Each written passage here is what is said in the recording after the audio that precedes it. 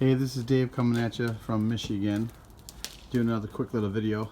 We have a little fire going to burn some of the scrap today because the winds died down a little bit. Say hi, Justin. Hi, YouTube. Well, we're getting it. It's a slow go. This is just one of those things, like one board at a time, because oh, the fun we're having lifting your hands and arms above your head all day long. But I'll just show you what we're doing. In my previous video, you can see now what I mean by why we had to put these here. We got the furring strip all in, and you can see here see if I can get a better angle of how we did it. You just bring it around, and the furring strips don't have to be perfect. I mean, we put them in pretty accurately, but you know, if you had gaps and stuff in them, you know, the tongue and groove is going to take care of a lot of it once you start installing it. When we ran the strips out, we just put blocker between it so it's all solid on the end. That's mostly just for bugs and things getting in. That's one less spot they can get in by sealing that up, because that's going to be covered by metal and then a freeze board on the outside. But we still wanted to just seal that in. But yeah, but you can see once we have it in, and this is where we are so far. It looks really good. In the back, when we did the like some of the smaller soffits, it concerned me because you had some dark boards and some really bright boards together. But when you look at it, like you can see right here, you even have some lighter stuff. But when you look at it from a distance, and it looks good. It looks like one dark color. But plus, I think the video does some funky stuff to it. But yeah, you can see the reason why we put these blocks though is because once you have this, there's no backer here. You know, it's pretty much the same.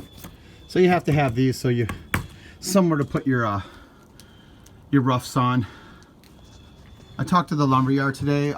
Cedar is like 97 cents a board. I think a linear foot for 1x4. And then there's a company called Boral, which is $1.55, but I guess it's like a cement product. And from what the lumberyard tells me, it's one of the best products out there.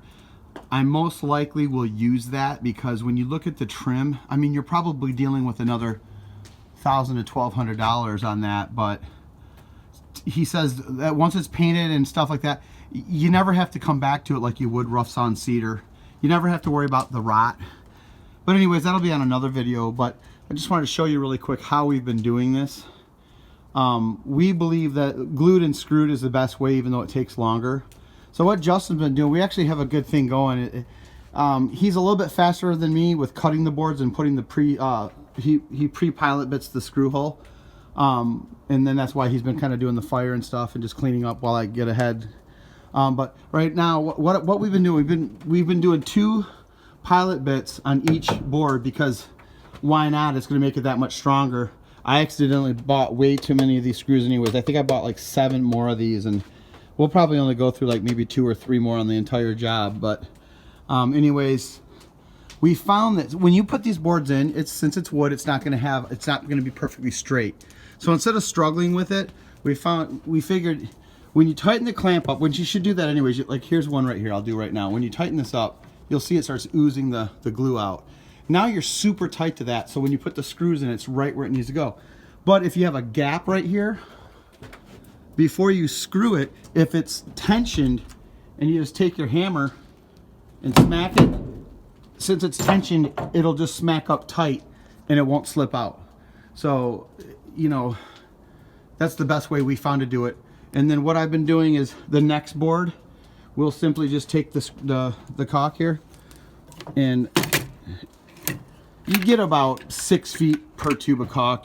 I've been basically just putting like a tube, like a little bit here on each one, just so, you know, just because.